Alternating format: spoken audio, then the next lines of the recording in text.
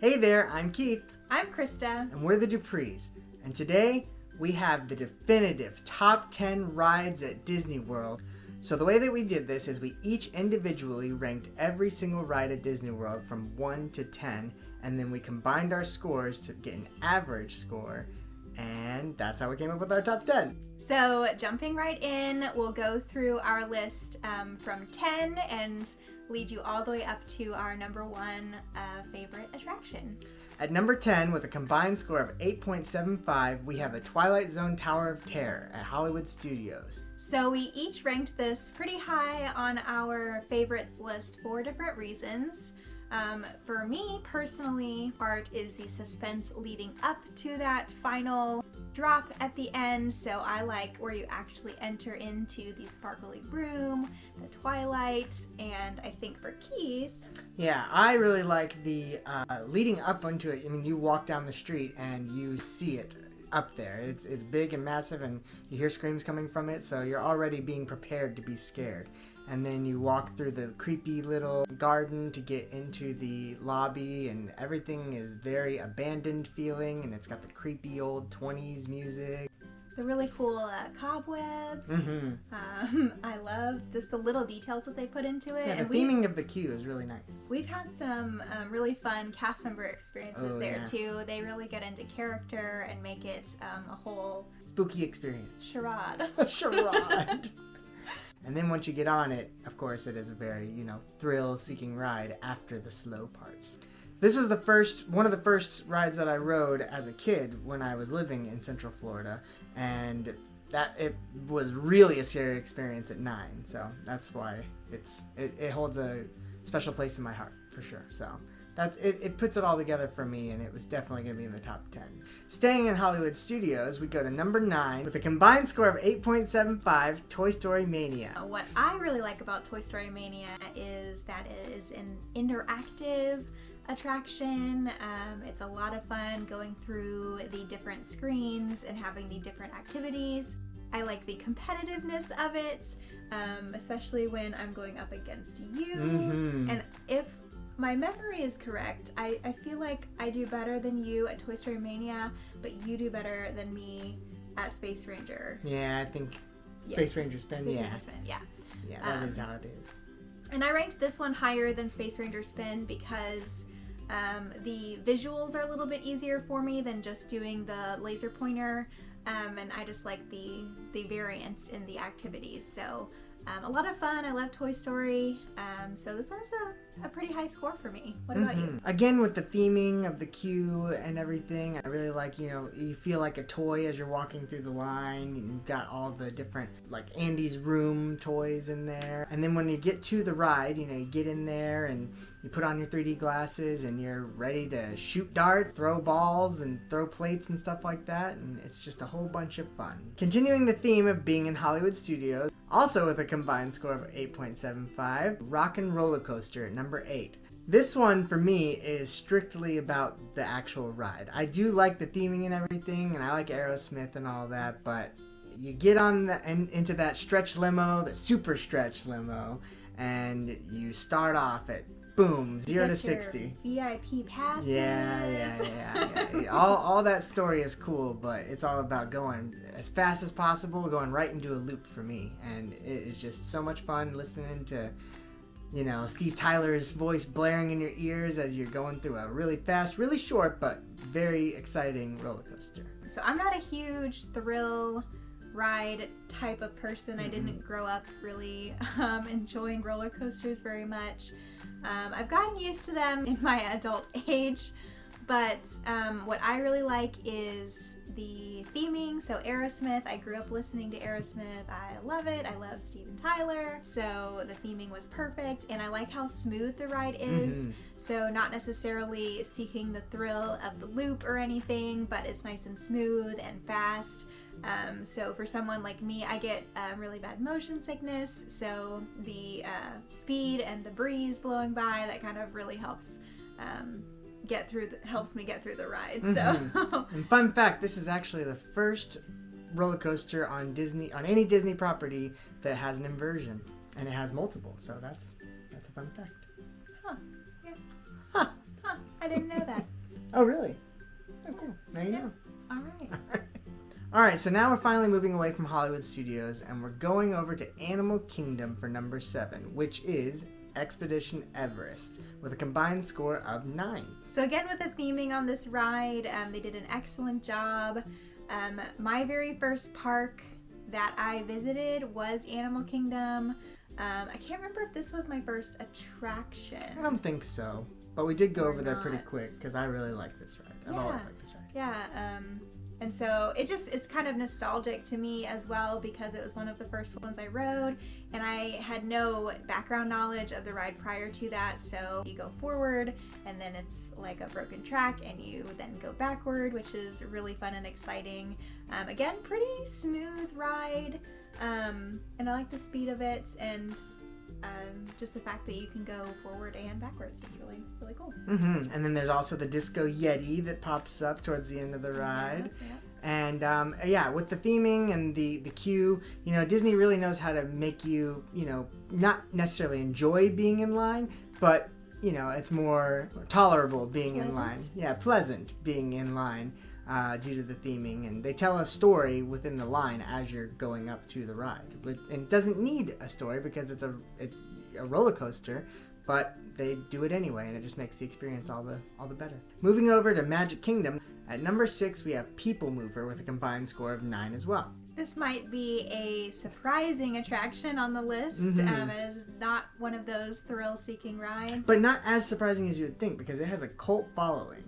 I always thought, oh, it's weird that I like this ride so much because all you do is you go up this escalator and then you get on a ride and it takes you around at a blistering 7 miles per hour. So you don't really do anything on it. You just go around Tomorrowland and look down at people as you're on it and go through Space Mountain in complete darkness. Listen to a guy telling you about Tomorrowland. We like to call it the chill ride. Yes. Because it is great. The length is nice. And when your feet are tired, you're tired of moving around and walking. You rest your feet. Part of it's outside, part of it goes inside a little bit, so you get some time out of the sun or in the dark. And it's great for sightseeing, so you get a nice kind of aerial look or a higher up vantage point to look at the castle and the surrounding area of Tomorrowland. So it's really nice, just to chill. The chill ride. It's a chill ride. And finally, hopping over to Epcot, at number 5 we have Soarin' with a combined score of 9. The reason this one is so high up on the list for me is because as you're soaring through all of the different scenes, they really put you in the experience by putting in different smells. The motion, the movement of the ride as you're viewing, paired with the smells that they are infusing during each of the scenes, really throws you in there and you feel like you're a part of it and kind of tugs at your heartstrings a little bit and plays with your emotions. Ooh, the music. Especially with the music. Yes, the I soundtrack love is so the good. soundtrack. Yeah, the soundtrack for Soarin' is top notch. Top notch. We listen to it at home, Just for fun. 'Cause why not? Why not? I have a candle or two that smells like some of the smells that you are familiar with if you've ridden Soarin'. So kind of just is Disney away from Disney. It's really nice. It's awesome. And the grass is the best. The grass is the best smell, according to her. And so moving back to Animal Kingdom, we have a similar ride experience to Soarin', and that is Flight of Passage with a combined score of 9.25, so just barely beat out Soarin'. And the reason why this one just barely beat out Soarin' is because it's a little bit newer of a ride, and so they took what they did with Soarin' and really improved upon it with the theming from Avatar. The queue line really, being a very long line, it really prepared you for what you were going to experience on the ride. It told a really good story, even though I hadn't seen the movie. And then once you get onto the ride, I mean, it really, really, really put you in that world, on that planet, whatever planet it is, I don't know. Same thing, it had the smells and the movement and everything, and So you're actually riding a banshee. yeah, you're riding the flying being from the movie, and it's breathing and you can feel it, and it's a really awesome experience. That one was a tough one for me because I really enjoyed that experience. but the music from Soarin is so good that it's hard for me to choose, really. So now we're moving into elite territory. We actually had a tie for second and third place. Third, we are going to start out with Haunted Mansion with a combined score of 9.5. This one really hits the nostalgia bone for me. When I lived in Florida at age 9, I went on Haunted Mansion every single time I went, which was pretty much every single weekend. I did not go to Disney World until I was an adult, so I was not there as a child like you were. But you kind of planted this little bug in my brain about how awesome it was, but you didn't hype it up too much, so my expectations were not too high. But I feel that nostalgia, I think, that you feel through you. Through osmosis. Through osmosis, yeah. So it's really nice, and it is a nice dark ride. The pace of the ride is really nice and slow, so you're able to see everything that's happening inside of the mansion, because there's a lot to look at when you go in there. You see something new every time. Yeah, something new every time you ride. It's really really fun. And I like the dune buggies that you get to ride in. I really like that it has scary moments, and then it also has the silly moments at the end. You know, the mood goes from dark and sinister and scary to silly and lighthearted and fun. Nice classic Disney attraction. Tied with Haunted Mansion brings us to our number 2 spot with Spaceship Earth. With a combined score of 9.5, and this might not be on everybody's top 10, but we happen to really love it. When I was a kid, this was actually chill ride number 2 after PeopleMover, because it's a really chill ride. You know, you're going through the times of communication. You know, you start from the very beginning and it ends in the future, maybe. I love the soundtrack with Judi Dench's voice. I love that it's a dark ride. It's a nice slow pace too. Again, you can chill and rest your feet if you've been up and walking around. A hot day.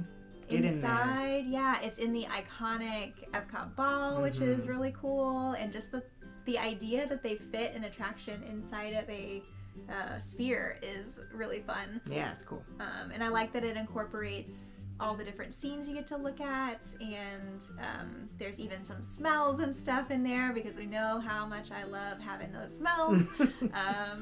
Put you in the experience. Yeah. I mean, playing with your senses really pulls in to your emotions, so I like it a lot. And I like the end where you get to the starry sky, and it's just so pretty, and you kind of lean back, and that's the life, you know? We have to ride it every time we go. That's the life. I love it. Me too. And before we get to number 1, we're going to go through a couple of honorable mentions that maybe one of us had high, the other one didn't, so it didn't make our top 10.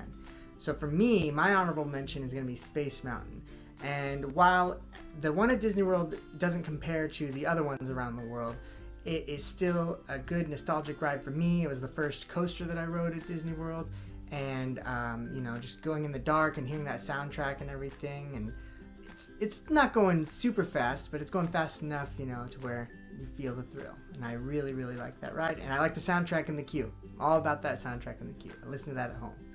This is another one that you really amped up for me, but then it didn't. Maybe too much. This one didn't quite live up to the expectation for me.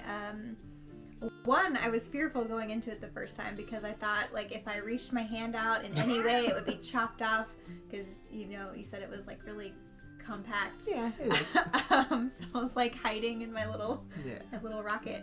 And it was a little bit more rocky and rough of a ride for me, which could use a track update. Doesn't do so well with my motion sickness. So it didn't make the top 10 for me. My honorable mention is Living with the Land, which again, maybe not one of the most popular of rides to many people, but very underrated. Go ride it if you haven't. It's a lot of fun. Again, another chill ride. I love the chill rides. The learning rides. The learning rides too. Yes, I'm all about some fun learning. Education. And I like water rides too, the boat rides. I don't think I had any in my top 10 of the boat rides. Besides Living with the Land. But I love them. So you go in, you ride in your boat, and it takes you through the greenhouse, and you get to learn all these different things about how Disney grows their vegetation and everything, and their fish even. It's cool. And my favorite time is riding it during Christmas season because they decorate in there. They put little bows on some of the vegetation. So it's a lot of fun, and there's quite a few hidden Mickeys in there, which are fun to point out. And overall, again, a nice length of a ride. Great to rest your feet and just have time to learn and relax and chill and have fun. Our third honorable mention was the same for both of us, and another water ride. So we got another one in there. It just missed the top 10, but we wanted to include it just because it's such a classic. It is, yes. And that would be Pirates of the Caribbean. Caribbean. Or Caribbean. Yeah. Caribbean. It's pirates. I saw all the pirate films prior to going to Disney World. Which is crazy to me. I rode that ride and then saw the movies, so it was just a totally different thing for me. But she had watched all the movies and then rode the ride. The most surprising thing the first time I rode it was going into the room with the two ships and the cannon fire, and it really, they did a great job of making it look like outside, inside. Oh yeah, that's something we really outside, like. Inside, outside, yeah. Stuff that looks like it's outside, but you're actually inside. It's a big thing for us. Inception. We love that. No. Yeah. Great stuff. So that's probably my favorite room of the ride. Yeah, actually. I like that. And then, of course, the music in the queue. I'm all about that. All right, and so now we finally move on to number 1. Drum roll. With a combined score of 10, because it was a perfect 10 for each of us, Splash Mountain at Magic Kingdom. This is the perfect attraction. It's the perfect combination of a slow ride, dark ride, depending on which one you want to call it, and then the thrill at the end. You've got the wonderful theming. You feel like you are in a cartoon. It's just so amazing. I love the song. I enjoy seeing the little woodland creatures. I like that it is all inside of a mountain, which is really cool, because you can't see everything that's happening inside from the outside. So again, Inception. So combining all of the dark ride elements of the ride, and then the thrill and just the theming, the music, and that's why it's the only ride for either of us to get a 10. So there you have it. That's our top 10 rides at Disney World. Thanks for joining. We'll see you next time. Bye.